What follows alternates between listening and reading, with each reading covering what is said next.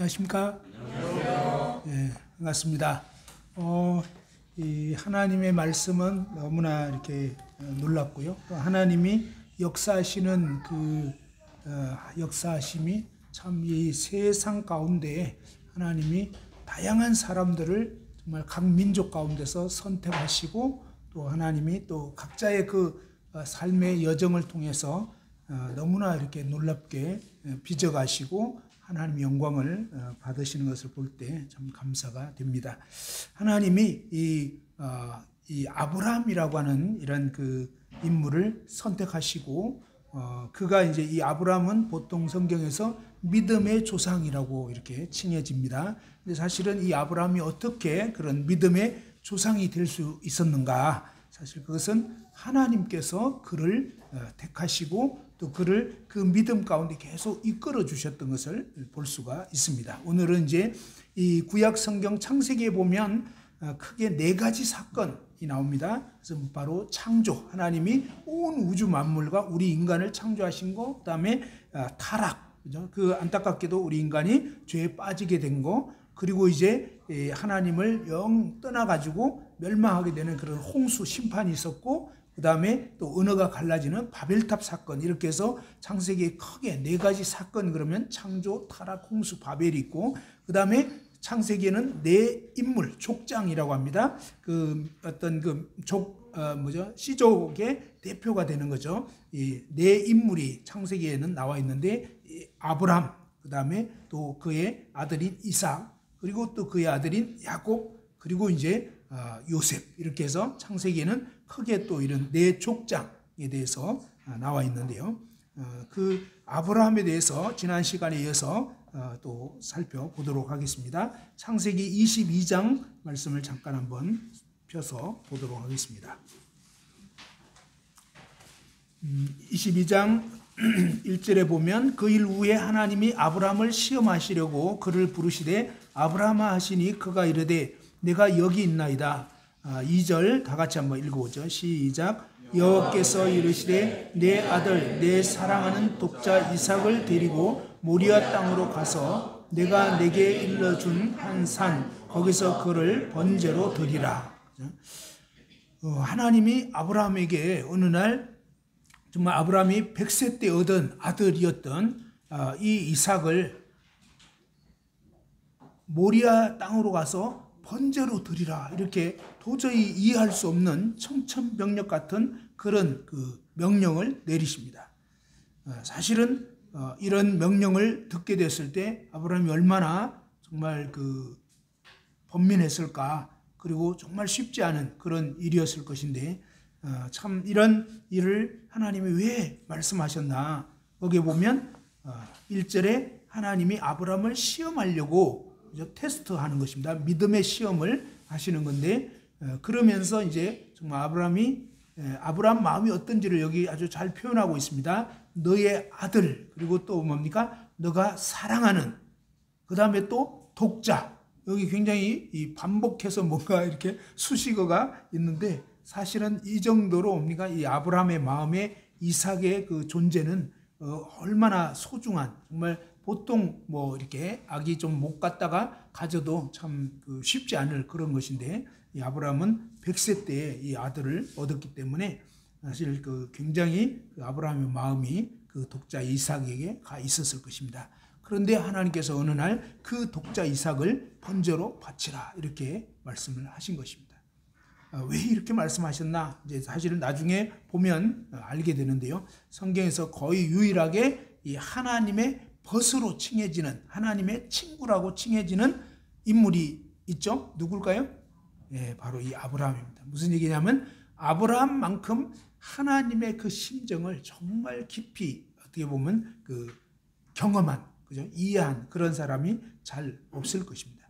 근데 이 아브라함은 정말 하나밖에 없는 그 너무나 소중한 이 아들을 제물로 이렇게 바치라고 하셨는데, 궁극적으로 보면 하나님께서 사실은 하나님 자신의 마음이 어떠했는지를 나타내 주는 것입니다. 아무튼 이렇게 이 명령을 받게 됐는데, 그러면 이 이삭이 어떻게 해서 주어지게 됐는가를 잠깐 한번 살펴보면요.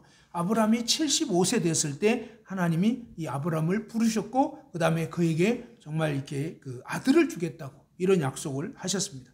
그 약속을 듣고 또 이제 잠시 흔들리기도 했지만 하나님이 어느 날에는 정말 이렇게 이 하늘의 별과 같이, 그죠? 또 바다의 모래알 같이 너의 자손을 이렇게 많게 해주겠다. 그리고 이제 너의 자손을 통해서 천하 만민이 복을 얻게 해주겠다. 이런 말씀하셨는데 여기에는 정말 이렇게 어떻게 보면 이중적인 그런 어떤 의미가 담겨 있습니다. 하늘의 별과 같은 그런 하늘에 속한 많은 자손이 얻어지게 될 것을 나타내기도 하고 또 육체적으로 땅의 모래알 같이 그런 많은 육체의 어떤 자손들이 생겨나는, 그래서 어떻게 보면 이 아브라함은 영적으로 또 육체적으로도 정말 그 육체적으로는 이 이스라엘의 조상, 지난번에 말씀드린 것처럼 마치 우리 한민족의 조상인 단군 할아버지 같은 그런 육체적으로 이스라엘 백성들의 민족의 조상입니다.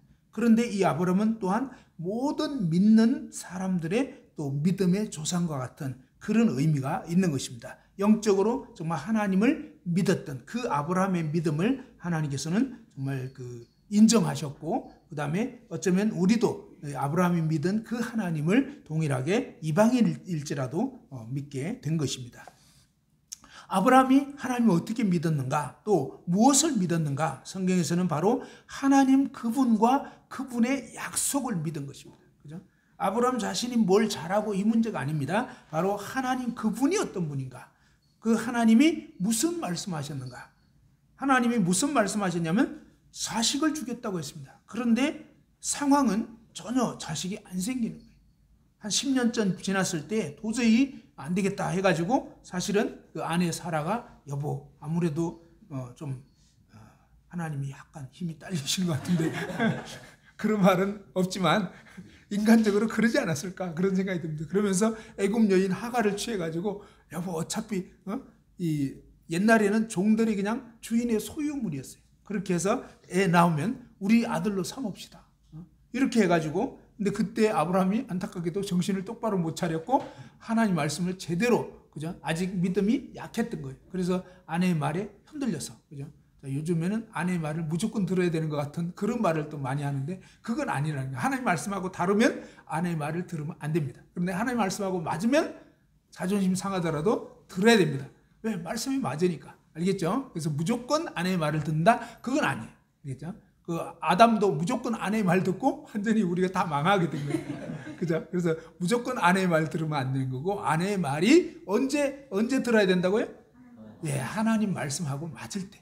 하나님 말씀하고 맞는데도 자존심 상해서 그냥 탁 무시하고 그러면 안 됩니다. 하나님 말씀이 맞으면 그거는 함께 하고 그게 합당한 거죠. 근데 아무튼 이렇게 아브라함이 아내의 말을 듣고 결국 애굽 여인을 취했는데 그 결과가 이스마엘을 낳게 됐고, 그죠? 이 이스마엘이 지금도 뭡니까? 너무너무 놀라운 것은 하나님이 미리 딱 말씀하시고, 이스마엘이 장차 이제 어떻게 될 건지, 그 자손이 모든 사람을 치게 된다. 모든 사람을 막 그냥 테러하고 이렇게 되고, 그 다음에 그렇게 되니까 또 모든 사람들도 그를 치게 되는 정말 너무 놀랍고 신기하게도 뭡니까? 수천 년 전에 지금 시대에 일어날 이 중동 분쟁에 대해서 이미 말씀하셨는데 진짜 그 말씀 그대로 그렇게 되는 너무너무 신기해요. 그죠? 너무 신기하다.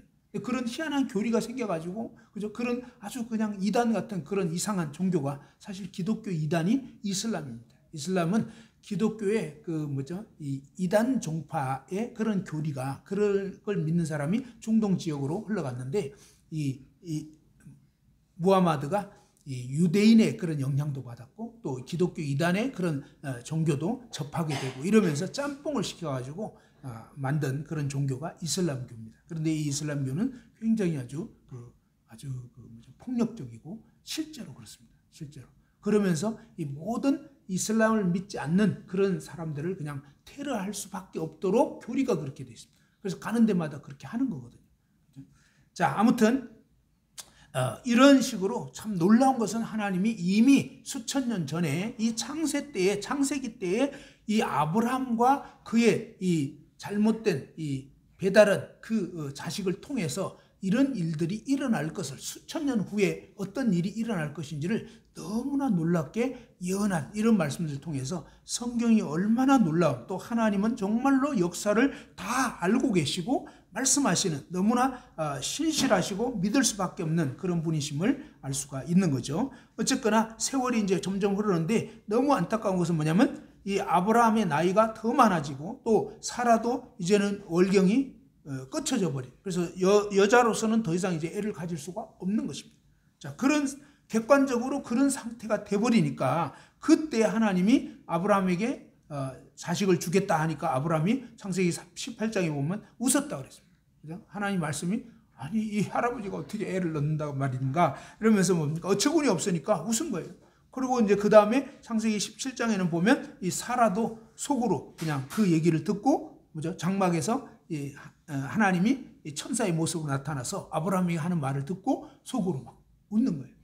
그러니까 아브라함도 사라도 왜 웃냐 그러니까 안 웃었는데 딱 입 싹 닦고. 근데 하나님 다 알고 있는 거예요. 자, 하나님은 우리가요 은밀한 중에 심중에 이렇게 그것도 다 알고 있어요. 다 보고 있고 다 알고 있고. 그래서 하나님한테 속이려고 하면 될까요? 안 됩니다. 하나님 옆에 정직하게 솔직하게 그죠? 하나님 옆에 엎드리는 게 필요합니다. 아무튼 이렇게 아브라함도 사라도 도저히 인간적으로는 믿을 수가 없고 그죠? 분명히 하나님이 약속은 하셨지만 이렇게 믿을 수 없는 그런 상황이 되었지만 하나님은 어떻게 하셨느냐? 정말 놀랍게도요. 창세기 21장에 한번 보죠. 21장 1절. 예, 다 같이 한번 1절, 2절을 읽어봅시다. 창세기 21장 1절, 2절 시작. 여호와께서 말씀하신 대로 사라를 돌보셨고 여호와께서 말씀하신 대로 사라에게 행하셨으므로 사라가 임신하고 하나님이 말씀하신 시기가 되어 노년의 아브라함에게 아들을 낳으니. 그러면서 정말 놀라운 것은 뭡니까? 하나님은 말씀하신 그대로 하신다. 그래서 정말 불가능을 가능케 하십니다. 인간적으로는 불가능하지만 하나님이 약속하셨고 하나님이 역사하시면 반드시 되는 것입니다. 그래서 이런 일들을 보면서 그죠? 아브라함은 여러 가지 삶의 과정을 겪었잖아요. 어떤 때는 믿음이 없어서 애굽으로 막 갔어요. 또 믿음이 없고 두려워서 아내를 뭐 누이 동생이라고 속여가지고 그죠? 아내도 막 2번이나 사실은 뺏긴 상황이 있었습니다. 근데 하나님이 2번 다 찾아주셨어요. 그러니까 이런 일들을 통해서 야 하나님은 믿는 사람에게만 역사하는 게 아니라 믿지 않는 바로 왕까지 그리고 또 뭐 아비멜렉 뭐 이런 누가 됐건 간에 사실은 이 모든 인간 세상을 주관하시는 주관자는 하나님이시구나. 물론 사탄이 역사해요. 그렇지만 궁극적으로는 하나님의 손 안에 있는 거거든요. 그래서 우리의 인생도 하나님 그분이 주관하고 계신 것입니다. 자, 이 아브라함은 바로 그 하나님을 계속적으로 뭡니까? 경험으로 알게 되면서 하나님이 어떤 분인가를 이제 알게 된 거죠. 자, 아브라함이 이 이삭이 자식이 생겼지만 사실 어떤 면에서 이 자식은 누구 거라고요?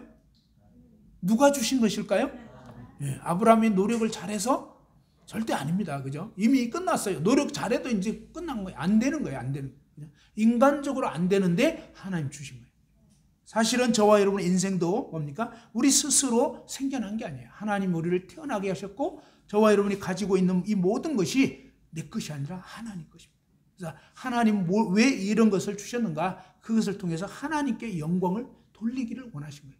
우리가 우리의 유익을 위해서 쓰다 보면 아무것도 남는 게 없게 되는 것입니다. 그런데 하나님이 주신 것을 하나님께 다시 돌려드릴 때 하나님이 영광을 받으시는 것입니다.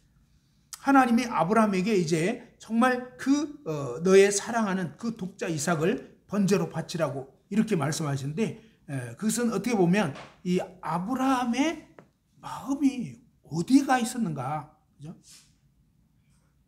이 조금 이제 세월이 지나면서 여러분이 할아버지가 되고 또 할머니가 되고 이러면 어때요? 이 손주들 보면 마음이 어때요? 손자 손녀 보면 그냥 저절로 웃음이 나더라고요. 그리고 이상해요. 피곤할 때도 이렇게 손녀 딱 보면은 막 이렇게 에너지가 솟아나. 그 희한하더라고요. 자식 때는 몰랐던 그런 것을 경험하게. 아니 얘기는 들었는데 설마 그럴까 했는데 진짜 그렇더라고요. 그래서 그런데 이 이삭은 아브라함에게는 마치 정말 그 손자 같은 너무 나이 많은 때에 얻었기 때문에 그러니까 어떻게 보면 이 이삭 태어나고 나서 아브라함이 하나님과 사귐을 가졌다 뭐 이런 얘기가 없어요. 성경 아무리 찾아봐도. 그러니까 무슨 얘기냐면 이 아브라함이 큐티를 그때부터는 안 한 것 같아. 맨날 아침마다 뭡니까 이삭 보느라고 막 우르르 깎고 뭐 이거부터 해가지고 그죠? 그러니까 이게 안 되는 거예요. 마음이 온통 뭐예요? 자식한테 가버려. 그러니까 하나님은 어쩌면 좀 기다렸던 것 같아요. 그래도 좀 이제는 오겠지 했는데 영영 올 생각을 안 하는 거예요. 하나님 때로는 우리 마음이 하나님이 아닌 다른 것에 빼앗겨 있을 때 기다리십니다. 근데 영 안 돼. 그럴 때 하나님이 이제 때가 되면 손을 대시는 거예요. 돈에 푹 빠져 있을 때, 그죠? 또 어떤 것에 마음이 뺏겨 있을 때. 왜 그러냐면요. 사실은 우리 인생에게 가장 복된 그리고 정말 진정한 복은 하나님 그분인 거거든요. 근데 하나님이 아닌 다른 모든 것은 진정한 복은 아니에요. 하나님으로 인해서 그냥 주어진 것 뿐이고 그렇게 되는 건데, 근데 자칫하면 뭡니까? 하나님과 재물을 겸하여 섬길 수 없다 그랬는데, 우리 마음이 하나님이 아닌 돈에 가 있거나 하나님이 아닌 하나님 주신 자식에게 가 있거나, 하나님 우리에게 선물로 주셨는데 어느 날부턴가 하나님은 온데가 되었고 우리 마음이 이 선물에 뺏겨버리면 그게 사실은 뭡니까? 우상숭배인 거예요. 하나님은 싫어하십니다. 하나님은 질투하시는 분이에요. 그래서 하나님이 정말 이 이삭을 번제로 바치라 그랬을 때 어쩌면 정말 이 아브라함이 정신이 번쩍 났을 것 같아요. 그리고 어쩌면 처음에는 그 말씀이 너무 황당한 것 같고 이러지만 시간이 지나면서 이제 지난 날을 돌아보게 됐을 것입니다. 이 이삭이 어떻게 주어졌는가? 사실은 뭡니까? 내게 아닌데 어느덧 뭡니까? 하나님이 얘기했어요. 네 아들. 그러니까 어떤 면에서 뭐, 네 아들 맞아? 내가 준 거잖아. 네 사랑하는. 근데 너는 지금 네 마음이 온통 여기에 가 있잖아. 나에 대해서는 정말 그 아들을 준 나에 대해서는 넌 마음이 없잖아. 그죠? 그 독자를, 그죠? 하나밖에 없는 그 아들을 번제로, 그죠? 모리아 땅으로 가서 번제로, 그 모리아 산으로 가서 번제로 바치라 라고 했을 때 이 아브라함이 이제 그 밤을 지나면서 어쩌면 정말 이 모든 것을 주신 하나님께로 이 아브라함의 마음이 돌이켜지는, 회개하는, 그리고 정말 그 하나님을 다시금 경외하고 하나님 그분의 뜻 앞에 순복하는 그런 심령에 어떻게 보면 이 회복이 일어나지 않았는가 이런 마음이 듭니다. 자, 그러면서 이제 다음날 아침 일찍이 일어나서 이 이삭을 바치러 정말 하나님 말씀 그대로 나아가게 됩니다. 5절 한번 읽어보죠. 창세기 22장 5절입니다. 자, 창세기 22장 5절 다 같이 한번 읽어보겠습니다. 시작. 이에 아브라함이 종들에게 이르되 너희는 나와 함께 여기서 기다리라. 내가 아이와 함께 저기 가서 예배하고 우리가 너희에게로 돌아오리라 하고. 예, 여기 보면 이에 아브라함이 종들에게 이르되 너희는 나귀와 함께 여기서 기다리라. 그러면서 이제 내가 아이와 함께 저기 가서 예배하고, 근데 하나님이 2절에 그를 어떻게 하느냐면 번제로 드리라고 했습니다. 번제로 드린다는 것은 뭐냐면 제물을 이 제단 위에 제물을 잡아서 각을 뜹니다. 각이라는 것은 뭐냐면 완전히 손발 전부 다 그냥 다 자르고 그냥 분해를 해버리는 거 한마디로. 그러고 나서 뭡니까? 그것을 불로 태워서 이렇게 제물을 다 태워서 이렇게 바치는 게 번제입니다. 근데 이 아들을 번제로 바치라고 그렇게 말씀하셨는데, 그렇게 번제로 바치고 나면 어떻게 되냐 이것입니다. 여기 보니까 이 내가 아이와 함께 저기 가서 예배하고 누가 너희에게로 돌아온다고요? 여기 보면 우리가 그랬습니다. 우리가. 자, 아들을 번제로 바쳤어요. 그러면 내가 돌아오리라 라고 해야 되는 거 아니에요? 무슨 말인지 알겠죠? 그러니까 아들을 번제로 이제 바치고 났어요. 그리고 이제 돌아올 때는 나 혼자 오는 거잖아요. 그래서 내가 오리라 라고 해야 할 것인데, 여기 말씀에 보면 우리가 이 말은 뭐냐면 이삭을 번제로 바쳤는데 근데 우리가 다시 온다는 거예요. 이 부분에 대해서 신약 성경에서는 알려주고 있습니다. 어떻게 알려주고 있냐면 바로 이 아브라함이 뭐냐면 그 히브리서 11장 말씀 17절 이하에 보면 아브라함은 시험을 받을 때 믿음으로 이삭을 드렸으니 그는 약속들을 받은 자로 돼 그 외아들을 드렸느니라. 그에게 이미 말씀하시기를 내 자손이라 칭할 자는 이삭으로 말미암으리라 하셨으니, 무슨 얘기냐면 하나님이 이 이삭의 후손을 통해서 천하 만민이 복을 얻겠다고 이미 하나님이 약속을 해주셨거든요. 하나님은 분명히 아브라함에게 약속의 자손 이삭을 태어나게 하고 이 이삭에게서 또 계속 후손들이 태어날 것을 말씀하셨는데 이 이삭을 번제로 바치라고 한 거예요.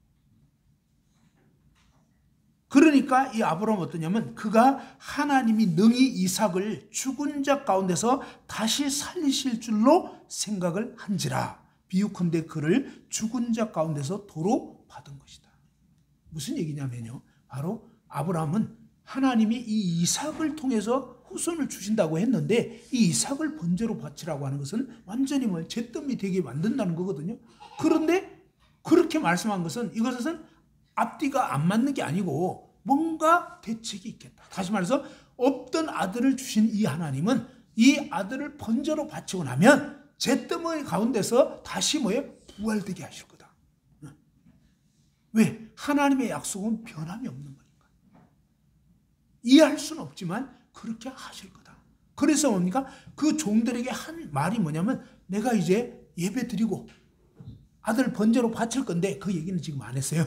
그냥 아무튼 예배 드리고 그 다음에 뭡니까? 우리가 돌아올 거다. 이 말은 뭐냐면 바로 하나님이 이 아들을 죽은 자 가운데서 다시 살려주실 거다. 이제 아브라함의 이 믿음이 처음에는 뭡니까? 초기 신앙이었고 지금 이 신앙은 뭡니까? 정말 이제 죽은 자를 부활케 하는, 전에는 없던 것을 있게 하시는 하나님, 이제는 뭡니까? 죽은 자를 살리시는 그런 하나님으로, 그러니까 하나님이 어떤 분인가를 아브라함이 하나님에 대한 그 믿음, 이해, 그죠? 이것이 더 깊어지는데 사실은 뭡니까? 정말 어떤 하나님과 정말 부활의 하나님을 믿게 돼요. 그 믿음을 지금 고백하고 있는 것입니다. 그리고 실제적으로 뭡니까? 그 아들을 이제 잡으려고 모리아산에서 막 잡으려고 하는데 하나님이 그를 멈추게 하셨습니다. 그러면서 어떠냐면 이 이삭은 사실은 죽을 수밖에 없는 거죠. 그런데 그 이삭을 대신해서 하나님이 이 순양을 숯불에 이렇게 딱 걸리게 해가지고 그 이삭 대신에, 어떻게 보면 이삭은 반드시 죽어야 하는 거거든요. 하나님 앞에서 우리 죄인들, 우리 인생들은 죽을 수밖에 없는데 하나님께서 이 이삭을 대신해서 순양을 예비시켜 준 거예요. 그래서 이것이 뭐냐면 여호와 이레 해가지고 하나님의 산에서 준비되리라. 하나님의 놀라운 구원이 예비되어 있고 준비되어 있는 것을 볼 수가 있는 것입니다. 이렇게 해서 사실은 이삭이 죽어야 하는데 그 이삭을 대신해서 하나님이 놀랍게 이 순양을 대신하게 한, 여기에 놀라운 하나님의 그 구원의 계획이 담겨 있다고 할 수 있습니다. 아무튼 세월이 이제 또 흘러가지고 이제 이 아브라함의 하나밖에 없던 자식인 이 이삭을 위해서 이제 하나님이 그의 아내, 그죠? 리브가를 예비해 주셨고, 창세기 24장에 보면 아브라함의 늙은 종이 이제 먼 곳을 가가지고 옛날에 그 본토에 가가지고 뭡니까? 그 이방 여인이 아닌 자기 친족 가운데서 이 아들의 신부감을 찾도록 그렇게 해서 아무튼 이제 그 리브가를 이삭이 이제 그 아내로 맞이하게 됐습니다. 옛날에 이 아내를 얻는 것도 보면 참 생전 한번 보지도 않았는데, 그죠? 그 희한하죠? 선 한 번도 안 봤어요. 서로 몰라. 근데도 어떻습니까? 잘 살아요. 요즘은 뭡니까? 뭐 그냥 온갖 걸 다 봐야 된다고 그러고 막 이러는데 그거는요, 아니에요. 그리고 우리가 알 수 있나요? 몰라요. 뭐 선 봐서 좀 만나고 한다고 그 사람 알겠어요? 그게 아니에요. 그래서 사실은 성경에서는요, 진짜 믿느냐, 이게 중요해요. 그죠? 정말 믿는 형제요 자매면, 하나님은 조건은 딱 요거, 대학 나와야 되고 뭐 이런 거 아니거든요. 근데 지금은 막 월급까지 막 뭔가 걸 다 따진 다음에 나중에 뭐 신앙이 있으면 좋고 뭐 없으면 있게 만들고 뭐 이러는데 그거 아닙니다.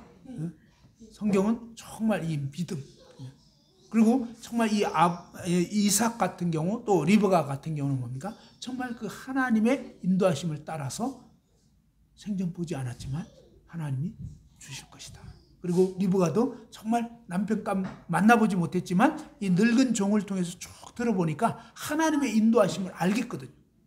그렇기 때문에 그 하나님을 신뢰하고 가겠나이다. 아무튼 이렇게 해가지고 결혼이 잘 이루어지게 됐습니다. 그리고 이제 근데 뭐냐면 또 자식을 금방 얻지를 못했어요. 그때 이삭이 40세였는데 20년 동안 자식이 안 생겨요. 그래가지고 나중에 이삭이 막 기도합니다. 기도할 때 하나님이 자녀를 주시긴 했는데 이 복중에 뭡니까? 아니 쌍둥이가 생겨가지고 막 서로 이 복중에서 싸우고 있는 거예요. 그래서 난리가 났어요. 그래서 도대체 이건 또 어떻게 된 겁니까? 하고 막 하니까 하나님이 알려주는 거예요. 뭐냐? 큰 자가 어린 자를 섬길 거다. 하나님이 이미 모든 걸 알고 계시는 거죠.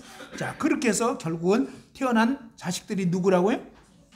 에서와 야곱. 그죠? 에서가 먼저 난 자예요. 그런데 야곱이 나중 난 자인데 하나님은 이 야곱이 큰 자가 될 거라고 했습니다. 영적인 원리에서 보면요, 이게 또 다 연결이 됩니다. 사실은 뭡니까? 우리가 하나님 믿지 않던 그런 옛사람, 그죠? 그런데 이 옛사람이었다가 예수 그리스도를 믿게 되면 우리는 새 사람, 새 피조물이 되는 거죠. 그래서 이 옛사람은 죽고 벗고 그다음에 새 피조물로 새 사람으로 살아가야 되는 그것을 나타내기도 하고, 아무튼 이렇게 되어 있는데 이 에서는 이 그 사람을 상징합니다. 옛사람을 상징해요. 그래서 이 예서는 어떠냐면 정말 이 땅에 속해 있는, 그리고 뭡니까? 이 땅에 속한 것을 좋아하고 관심이 온통 거기밖에 없어요. 그죠? 잘 먹고 잘 사는 거, 그죠? 이 땅에서 그냥 누리는 거, 뭐 이런 거밖에 없고 영혼에 대한 영적인 이런 관심 없어요.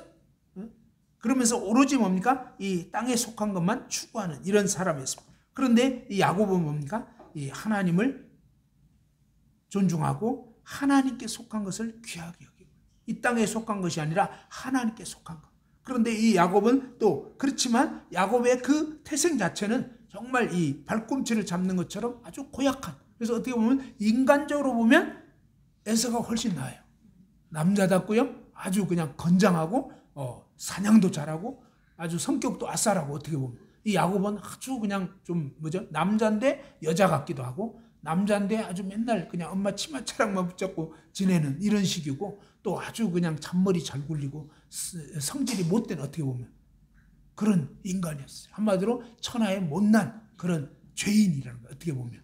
그런데 이 에서는 어떠냐면 자기가 나름 잘생겼고 잘났으니까 자기가 죄인인 거 별로 인정 안 하고 생각 안 합니다.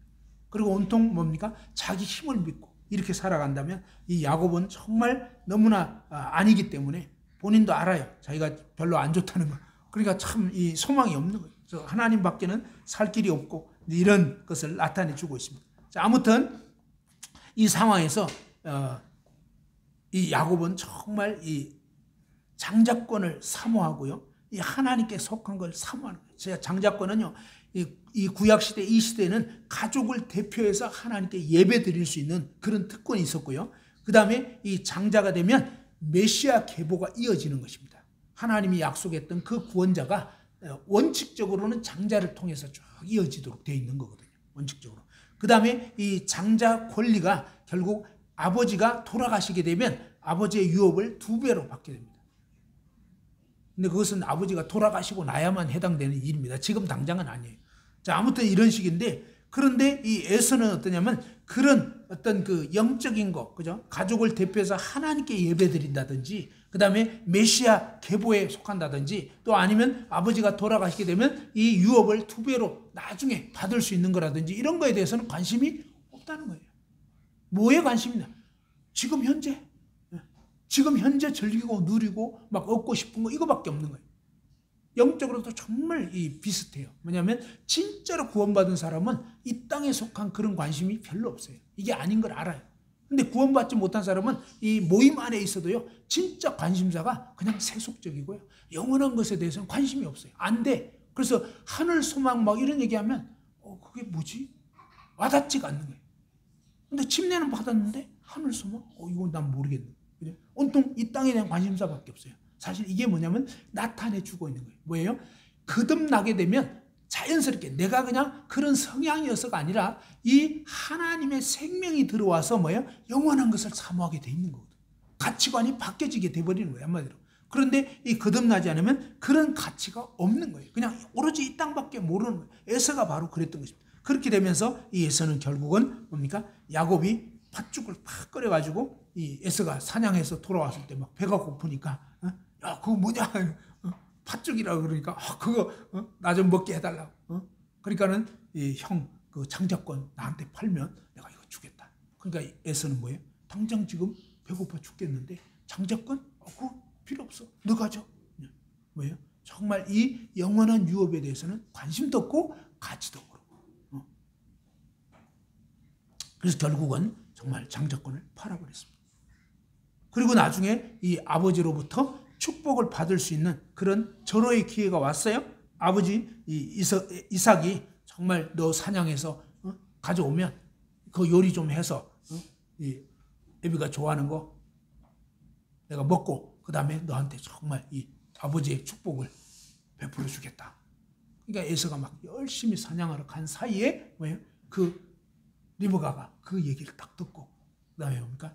야곱 보고 야 네가 가서 염소 새끼 2마리 잡아와라. 내가 요리해가지고 네 아버지한테 주겠다. 너가 갖고 들어가가지고 아버지의 복을 받아라. 네가 받아라. 근데 아버지 눈이 막 멀어가지고 잘 분간을 못해요. 내 아버지가 저 만져보면 이 에서는 털이 복실복실하거든. 야곱은 매끈매끈하거든. 그러니까 이 속이는 자로 걸려가지고 복은 고사하고 저주를 받을까 두렵다 그러니까 그래서 참 이 속이는 자가 속이는 게 들킬까봐 그러니까 이제 엄마가 막 꾸며줬잖아요. 에서가 사냥한 그 트럭 같은 거 이런 걸 갖다 막 꾸며가지고 그 다음에 그러니까 변장을 시켰어요. 그래가지고 이제 결국은 이 고기를 요리한 거를 갖다가 탁 갖다 드리니까 넌 누구냐? 그러니까 갑자기 이게 목소리가 이상한데 딱 이런 그러니까 뭡니까? 갑자기 이제 딱 이 깨가 많잖아요. 그러니까 형 에서처럼 저 에서인데요. 이상하다. 좀 전에 분명히 야곱 목소리였는데 아무래도 안 되겠다. 너 가까이 와봐. 가까이 갔는데 털이 북실북실한. 그러니까 이 이삭이 뭡니까? 이상하다. 분명히 아까 야곱 목소리 같았는데 근데 만져보니까 에서야. 그러니까 맞겠지 뭐. 그러면서 그냥 막 축복 막 한 거야. 그리고 이제 결국은 나간데 진짜 그 축복을 야곱이 받게 된 거예요. 참 놀라운 거죠. 그러고 나서 결국 에서가 뒤늦게 들어왔지만 넌 누구냐? 그러니까 제가 에서인데요. 아니 좀 전에 에서 왔다 갔는데 그러니까 뭐야 이거. 그리고 축복 다 했다고. 끝난 거예요 이미. 근데 우리는 생각할 때 뭡니까? 남을 원망합니다. 자, 에서 입장에서는요. 누구 때문에 지금 복을 잃었다고 생각하겠죠? 야곱 때문에. 근데 진짜로는 누구 때문에? 자기 자신. 왜요? 자기는 관심이 없었던 거예요. 그러니까 우리가 분명히 기억해야 될 것은요. 누구를 탓할 문제가 아니었던 거예요. 사실 이 에서의 마음속에 하나님을 향한 그런 관심이 없었던 거예요. 하나님을 가까이 하지 않았던 거예요. 사실. 그리고 누구를 핑계댔지만 그건요. 바로 자기가 하나님께 관심이 없었기 때문에 그렇게 된 거였다는 거예요. 우리는 인생을 살아가면서 남 탓을 하는데 사실 이 탓하는 게 이게 문제인 거예요. 그죠? 뭐 아내가 줘서 그죠? 그 선악과를 먹었다? 주더라도 하나님 먹지 말라고 했으면 안 먹으면 되는 거거든요. 우리의 삶에서 뭡니까? 바로 하나님 앞에서 정신을 차리고 하나님 그분의 말씀을 따라 순종하는 삶을 사는 것이 마땅한데 그렇지 않고 하나님에 대한 관심이 없었고 하나님 말씀을 귀 기울이지 않고 이렇게 내 마음과 내 생각이 딴 데가 있었기 때문에 결국은 안타깝게 이런 일들이 벌어진 것입니다. 아무튼 그 후에 이제 이 에서가 정말 이 야곱에 대해서 너무너무 화가 났고 그 다음에 뭡니까? 정말 이 야곱을 죽여버려야 됐다. 그런 마음을 갖게 되면서 사실 이제 그게 완전히 그냥 이렇게 막 표현되고 이랬습니다. 언제 이제 이 야곱이 죽을지 몰라요. 그러니까 이 어머니인 리브가는 안 되겠다. 이러다가는 정말 이렇게 야곱을 잃겠다 싶으니까 결국 뭡니까? 이 야곱을 이제는 그 멀리 자기 오빠가 라반인데 이 외삼촌 라반의 집으로 보냅니다. 남편한테도 얘기해가지고 아무래도 이방 여인 말고 그 다음에 제대로 된 그런 그 며느리감을 얻게 합시다 해가지고 이제 보냈는데 거기 가서 뭡니까? 이 야곱이 정말 가던 그날 누구를 봤냐면 첫눈에 그죠? 라헬을 딱 보고 뿅 봤어요 한마디로 반해가지고 그러면서 이제 막 그냥 통성명하고 나서 그다음에 막 일부러 막 울고 동정표를 얻고 막 이러면서 이제 그 집에 가가지고 얹혀 살게 되는데, 근데 이제 외삼촌 라반이 한 달 동안 막 열심히 진짜 온 힘을 다해가지고 막 짐승들 잘 키우고 막 이러니까 마음에 든 거예요. 그죠? 정말 야, 이런 일꾼을 어디서 얻겠냐 이런 마음이 들고, 그 다음에 가만 눈치를 보니까 벌써 감을 잡았어. 이 외삼촌 라반은 야, 이놈이 둘째 딸을 좋아하네. 그래서 그거 딱 염두에 두고 나서, 그러고 뭡니까? 그냥 이렇게 꽁으로 일할 수 있겠냐, 좀 품삯을 좀 얘기해봐라. 그러니까 이 외삼촌 그 둘째 딸 위해서 제가 7년 동안 봉사하겠습니다. 제 아내로 주십시오. 그러니까는 이제 좋다 해가지고 7년이 딱 지냈는데, 첫날 밤 딱 치렀는데 누구였다고요? 네. 옛날에는 전기불이 없어가지고 확인이 안 됐나 봐요. 이해는 안 돼요. 지금도 첫날 밤 어떻게 치렀길래 누군지도 모르고 그냥 이렇게 잠자리 같이 했는데, 다음날 아침 일어나 보니까 라헬이 아니고 레아인 거예요. 네. 야곱의 기분이 어떻겠습니까? 네. 정말 엄청난 분노가 있었어요. 그리고 외삼촌한테 막 따지는데 외삼촌은 끄떡도 안 하죠. 초록 고수니까, 그죠? 그러면서 차분하게, 야, 네가 이쪽 동네 사정을 몰라서 그러는데 원래는 이 언니 두고 동생 먼저 시집 보내는 게 아니거든. 그때 계약서에도 반장을, 예? 계약서? 계약서 맨 뒤에 딱 보니까 작은 글씨로 단 언니를 먼저 보내야 돼, 뭐 이런 게 있었던 거예요.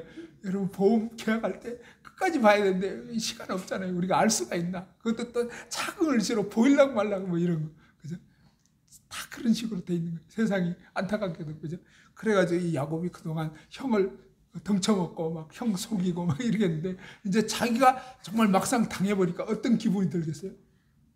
그때 느끼는 거예요. 야, 이 사람을 속이는 거, 그죠? 자기가 남을 속였을 때는 몰랐지. 근데 뭐 막상 외삼촌한테 당해보니까 이게 정말로 안 좋은 걸 알게 됩니다. 그죠? 우리가 이 죄악된 삶을 사는 거 합당한 게 아니고, 그죠? 우리가 정말 이 하나님을 믿고 하나님 따를 때, 우리의 이 옛 습관 때문에 참 나도 괴롭고 남을 괴롭히고 이러는데, 하나님 뜻은 뭡니까? 우리가 그런 옛 성품을 벗어버리고, 옛사람과 그 행위를 벗어버리고 날마다 이제 새 사람이 있고, 그 다음에 뭡니까? 속임수를 쓰고 거짓을 행하고 양심을 속이고, 이것이 아니라 하나님의 말씀을 따라서 손해보더라도 하나님의 뜻을 따라 순종하는 그런 삶을 살기를, 정말 그런 야곱이었는데, 그런데 뭡니까? 이 야곱을 하나님께서 계속적으로 이제 변화시키기 위해서 사실은 이 강적인 외삼촌 라반을 통해서 계속 하나님이 다루시는 거예요. 하나님 우리 인생 가운데 여러 만남을 통해서, 어떤 사건들을 통해서, 사실은 뭡니까? 우리는 잘못 생각하면 저 사람을 문제시하게 되는 것입니다. 야곱 입장에서는 야, 이 라반만 없었으면 좋겠다. 아니에요. 다윗 입장에서는 사울만 없었으면 좋겠다. 그게 아니에요. 하나님의 계획과 뜻 가운데서 뭡니까? 이 사울 왕을 통해서, 그 다음에 또 뭡니까? 이 외삼촌 라반을 통해서 하나님은 정말 이 야곱의 깊이 뿌리 박혀 있는 이 죄악된 그 습관, 그 다음에 하나님 의지 않고 끊임없이 자기 장꾀로 살아간 이것이 얼마나 아닌가. 그리고 오직 우직하게 보여도, 정말 미련하게 보여도 하나님의 말씀과 그 약속을 따라서 순종하는 삶이 100번 합당한 거라는 것을 아주 뼈저리게 경험하게 하시고, 겪게 하시고, 알게 하시고, 그래서 뭡니까? 정말 자기 장께만 의지하면서 살던 이 야곱이 하나님이 이런 다루심 속에서, 그가 이제 야복강에서 막 씨름을 하게 되고, 환두뼈가 이제 정말 부러지게 되고, 그러면서 지팡이를 짚게 되고, 이러면서 뭡니까? 끊임없이 자기만 의지했던 이 사람이 이제는 뭡니까? 하나님을 의지하지 않으면 안 되는. 그래서 순간순간 그 지팡이를 짚고 한 걸음 한 걸음 딛게 되는 것처럼, 이 목자 대신 그분을, 하나님을 의지하지 않으면 안 되는. 그래서 나중에 이 야곱은 침상맡에서 뭡니까? 정말 하나님을 경배하는 그런 정말 귀한 믿음의 사람으로 바뀌어진 것을 봅니다. 하나님은 우리 인생을, 우리도, 저와 여러분도 바로 이런 정말 그런 안 좋은 것들이 있기 때문에 하나님은 우리의 삶을 빚으시고자 이런 것들을 허락하신 거기 때문에, 오히려 하나님께 나아가게 되면 이것이 오히려 약이 되고 감사가 되는 것입니다. 그 전까지는 너무너무 괴롭고 고통스러웠던 것이, 아, 하나님 이런 숨은 뜻이 있었구나 라고 알 수 있는 것입니다. 하나님이 이 야곱의 이름을 이스라엘로 바꿨잖아요. 그래서 이스라엘 민족이 된 거고요. 하나님과 겨루어 이겼다. 또 하나님에 의한 승리자다. 이런 뜻이고요. 이 야곱이 이제 그 후에 야곱은 어떤 우여곡절을 거쳐서 성경에는요, 사실은 일부일처가 하나님의 뜻입니다. 한 남자에게 한 여자. 그런데 인간이 타락했고 안타깝게도 이런 인생의 과정 속에서 이 아브라함은 야곱은 뭐냐면 무려 아내가 4명이 되어버렸습니다. 4명이. 근데 이것은 성경적으로 합당한 건 아니지만 아무튼 우리 인간이 하나님을 떠난 상태에서 이런 현상들이 있었던 거예요. 바람직한 것은 절대 아닙니다. 자, 어쨌든 이렇게 4아내가 생겼는데 그 중에 가장 사랑했던 이 라헬에게서 요셉이라는 이 아들이 11번째 아들로 태어나게 됐습니다. 이 요셉에 대해서는 야곱이 너무너무 사랑하고 아끼는, 그래서 요셉에게는 뭡니까? 채색 옷을 입혀줬습니다. 채색 옷은요, 완전히 컬러풀한 그런 옷이에요. 요즘으로 치면 완전히 명품인 거거든요. 10명의 자식들은 다 그냥 냅두고, 그죠? 요셉한테만 특권을 베풀고 이거를 어떻게 숨길 수가 없어요. 자, 이렇게 그냥 요셉만 총애하면 형제들은 입장에서는 어떨까요? 식이 나고 기분이 안 좋은 거예요. 근데 한술 더 떠가지고 이렇게 이 권력을 입으면, 무슨요? 아버지의 총애를 입으면 이 요셉이 처음에는 어떻습니까? 자라날 때 17살 정도 됐을 때 그가 이 성경 기록에 의하면 뭡니까? 형들의 어떤 문제점들을 아버지한테 일러 바쳤다. 이렇게 되어 있습니다. 고자질한 거예요. 형들이 양치고 이럴 때 막 낮잠 자느라고 늑대가 와가지고 양 물어갔어. 그럼 없어졌잖아요. 야, 어떻게 된 거냐? 그러니까 요셉이 보고서를 올리는 거예요. 아버지, 셋째 형이요. 아까 그냥 낮잠 자고 이러는 바람에 그렇게 됐다고. 막 이런 식으로. 그러니까 아니 나중에 어떤 놈이 꼰질렀지 막 이런데 보니까 요셉이 꼰질렀.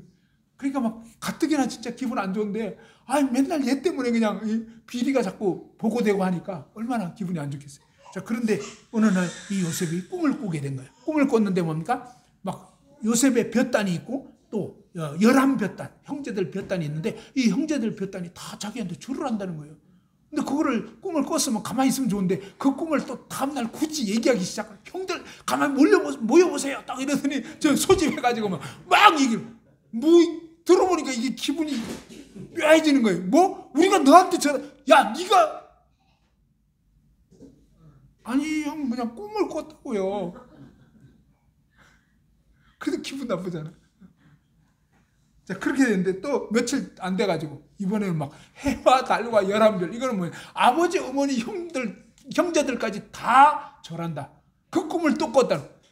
보자 하니까 이거 도를 넘어서 이제 아버지, 어머니까지 막 이러니까 무슨 말이겠죠? 자, 이렇게 되니까 이제 완전히 이제 진짜 뚜껑 다 열렸어. 그러면서 이제 뭡니까? 이제 이런 자식은 죽여야 돼, 이거. 씨를 말려야 돼. 그러면서 완전히 이제 막 화가 이빨이 난 거죠. 근데 어느 날 이제 양 치러 갔는데 그때 이제 아버지가 심부름 보냈잖아요. 요셉을 형들 잘 있는지. 그러면서 참을 딱 챙겨가지고 이거 형들 갖다 줘라. 그리고 형들 잘 있는지 봐라. 그래가지고 이제 갔는데 결국 어떻게 됐습니까? 정말 형들이 요놈 드디어 꿈꾸는 놈이 오는구나. 죽여버리자. 그 꿈대로 되나 보자. 그랬는데 뭡니까? 정말 그 죽이려고 아예 구덩이에 집어넣으면서 그 다음에 겉옷을 빡 벗어가지고 이건 짐승 피 묻혀가지고 아예 짐승한테 물어 죽었다. 아버지한테는 그렇게. 이 아버지가 얼마나 남을 속였잖아요. 그러니까 이제 자식들한테도 속임 당한다. 그러니까 끝까지 하나님이 알려주는, 네 그렇게 남 속이는 이게 진짜 나쁜 거야. 알겠지 너? 끝까지 하나님이 막 다루시. 그래서 하나님이 우리가 정말 이 육신으로 살아가는 게 얼마나 아닌가를 알기를 원하죠. 그리고 정말 주님으로 살기를 원합니다. 자, 이렇게 돼가지고 결국은 죽이려고 했지만 하나님이 또 역사하셔가지고 상인들이 오니까 아예 그냥 애굽으로 가는 상인들한테 그냥 팔아넘기자 해가지고 아예 노예로 그냥 팔아넘겼는데, 그런데 이 요셉이 뭡니까? 놀라운 이 생애를 보면 성경을 자세히 보니까 요셉이 이렇게 구덩이에 빠져 죽을 뻔하기 전과 그 후가 달라져 있는 거예요. 그 전에는 그런 표현이 없었는데 그 후에부터 보면 어떠냐? 그 전에는 아버지의 총애를 받은 게 나와 있어요. 그런데 그 후에는 뭡니까? 하나님의 총애를 받은 게 나와요. 무슨 얘기냐? 바로 그 전에는 뭡니까? 사실은 교만했던 거예요. 왜? 아버지의 후광을 입으니까. 그죠? 그러니까 막 기고만족인 거예요. 형도 못 알아보고 어떻게 보면 그랬던 것 같아요. 그런데 그가 죽을 뻔하게 되면서 자신이 얼마나 교만했던가. 그리고 아닌가. 그리고 그때 비로소 뭡니까? 아버지가 믿는 그 하나님. 그죠? 그리고 그동안 막연히 들어왔던 그 하나님 앞에 무릎을 꿇게 되는. 하나님 정말 살려주십시오. 정말 잘못했습니다. 그리고 뭡니까? 극적으로 어떻게 보면 하나님을 제대로 알고 믿게 된 것 같다는 거예요. 그래서 그 다음부터는 보면 요셉이 형통한 자가 되어서 하나님이 함께 하심으로 하면서 그때부터 하나님이 함께 하시는. 근데 그 인생이 아주 뭐 잘 풀리고 이게 아니에요. 가는 데마다 뭔가 꼬이고 막 안 되는 거예요. 사실은. 그런데도 너무 놀라운 것은 뭡니까? 이 요셉이 보디발 장군 집에 노예로 팔려갔는데 하나님이 놀랍게 역사하셔가지고 집안의 모든 걸 통치하는 그런 가정 집사가 된 거예요. 그렇게 돼가지고 그 주인의 은총을 입어가지고 쫙 그 가정을 쭉 이렇게 여러 가지 뭡니까? 장군 집에 그런 그 집사니까 굉장히 많은 것들을 이렇게 쭉 들어오고 나가고 막 이런 거 관리하는 거예요. 근데 이 요셉이 아주 철저하게 하고 속이지 않고 이런 걸 이제 주인이 알았던 거죠. 근데 그 주인의 아내가 이번에는 요셉한테 눈독을 들여요. 17살 때 팔려갔으니까 사실은 이제 그때는 뭐 한 20대 초반이나 뭐 이렇게 됐을지 모르겠어요. 그러니까 한참 때인데 이 주인의 아내가, 보디발 장군의 아내가 이 요셉한테 막 이런 추파를 던지고 자꾸 유혹하고 막 이랬는데, 그런데 이 요셉이 뭡니까? 하나님을 경외하기 때문에 집에 아무도 없는 것 같지만 하나님이 보고 계시고 하나님 앞에 어찌 죄를 지으리요. 그러니까 우리가 정말 하나님 앞에 범죄하지 않을 수 있는 것은 하나님을 의식할 때, 그러니까 죄를 안 지으려고 하면 죄를 안 지을 수 있는 게 아니에요. 죄를 안 지으려고 해도 죄를 지을 수밖에 없어요. 그런데 언제 우리가 범죄하지 않을 수 있냐면 하나님 그분을 의식할 때, 하나님 그분께 딱 우리 마음이 집중되어 있고 하나님의 다스림 가운데 거하면 사실은 이 죄악된 것이 들어올 수가 없고 이게 잘못됐지, 이건 아니야 라고 금방금방 감지가 돼요. 빛이 있으면 어둠이 들어올 수가 없는 거예요. 알겠죠? 어둠과 싸우려고 막 어둠을 향하면 그죠? 누구 미운 사람인데 계속 그 사람 생각하면 계속 미워지는 거예요. 알겠죠? 근데 그게 아니라 하나님을 바라보기 시작하면 하나님은 나를 어떻게 해요? 내가 하나님 원수였는데 하나님 나를 용서해 주셨어요. 그런가 뭡니까? 하나님을 바라보게 되면 내 마음 가운데 그동안 품었던 나쁜 마음, 또 상처받았던 거 이런 것도 뭡니까? 하나님 빛 가운데 가면 자연스럽게 치유되기 시작하고 하나님을 인해서 내 마음이 누그러지는 거죠. 그래서 이 죄를 스스로 멀리하려고 할 문제가 아니라 하나님 그분을 날마다 가까이 하는, 하나님 그분 앞에서 살아가는, 이렇게 되면서 이 범죄하지 않게 됐거든요. 그랬는데 뭡니까? 완전히 이 사모님이 열을 받은 거예요. 그러면서 막 완전히 누명을 씌워버렸어요.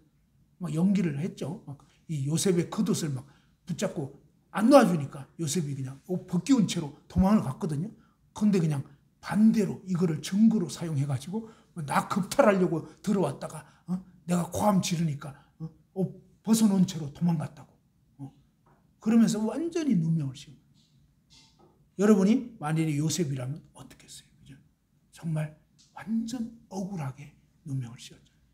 근데 요셉이 감옥에 이제 갇혔는데도 뭡니까? 그가 여전히 하나님이 그와 함께 하시고 형통한 자가 된다. 무슨 얘기냐면요. 감옥에 들어가 있는데도 하나님을 인정합니다.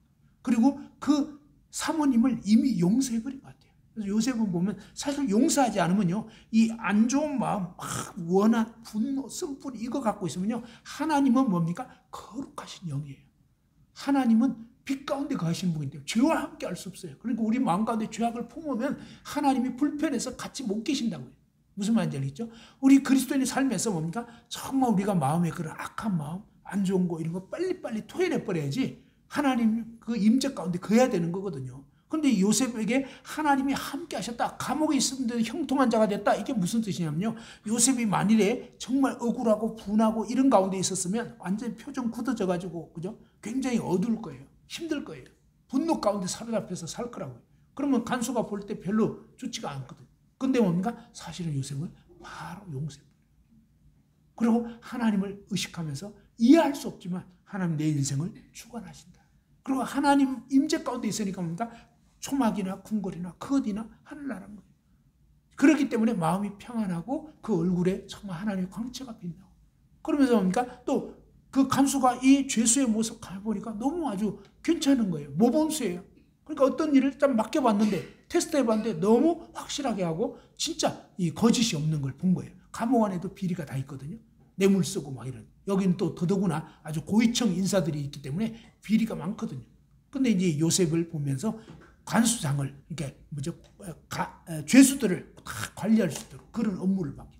근데 그 일들을 정말 기가 막히게 잘 하게 되고 이러면서 결국 뭡니까?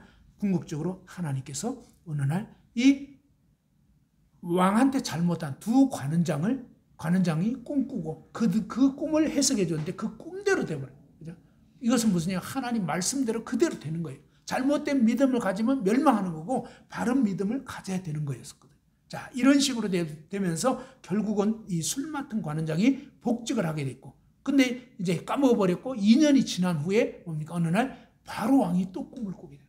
근데 그 꿈을 꿨는데 뭡니까? 이 꿈이 정말 이 갈대밭에서 막 아주 튼실한 암소들이 막 이렇게 풀을 뜯고 먹고 있는데, 그런데 아주 나중에 그 다음에는 아주 흉측한 7마리 소가 나와가지고 앞에 소들을 다 잡아먹어버리는 그런 꿈을 꿨고, 그 다음에 또 이삭이 튼튼한 이삭이 났다가 그 다음에는 완전 마른 이삭이 나가지고 또 다 먹어버리는. 도대체 이게 뭔 말인가? 그럴 때 바로 이 술 맡은 관원장이 요셉 생각이 난 거예요. 그래서 요셉의 그 일을 얘기하니까 바로 왕이 불러오라고. 요셉이 와가지고 이제 뭡니까? 이 하나님이 그 꿈을 꾸게 한 거라고 하면서 쭉 꿈 해석을 해주게 됐죠. 바로 왕이 그 꿈을 듣고 나서 뭐냐면, 야, 그러면 이거 어떻게 되나? 7년 동안 풍년이 있고 그 다음에 7년 동안 흉년이 온다. 한 가지 분명하게 알아야 될 것은요, 인간 역사를 주관하시는 분은 누구라고요? 하나님. 사실 지금 우리 시대도 마찬가지. 우리가 볼 때는 세상이 지금 막 이상한 방향으로 가고 있어요, 사실은. 그런데 하나님은 뭡니까? 이 모든 걸 지금 알고 계시는 거예요. 그리고 사실은 어떻게 보면 마지막 종말로 지금 가고 있는 거예요. 종말의 시계가 계속 지금 작동되고 있는 거예요. 그래서 세상이 갈수록 엉망이 되고 있거든요. 근데 하나님 뜻은 뭐냐? 바로 이 멸망하는 세상 가운데 뭐죠? 마치 소돔 고모라의 심판이 이제 예고돼 있어요. 작정돼 있어요. 그 가운데서 뭡니까? 너와 관계된 사람을 끌어내라고 한 거예요. 그래서 하나님은 우리가 뭡니까? 이 마지막 때에 하나님의 이 뜻을 알고 제대로 뭐죠? 이 요셉처럼 대비하고 그 다음에 뭡니까?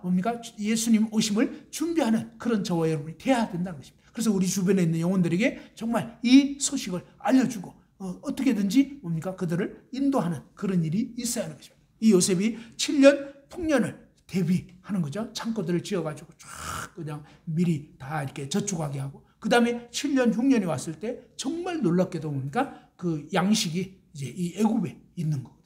그 소식을 듣고 가나안까지 다 흉년 들어가지고 만 2년 돼버리니까 흉년 2년째 완전히 먹을 것이 거들나게 되면서 형들이 결국 양식을 가지러 왔는데, 그죠?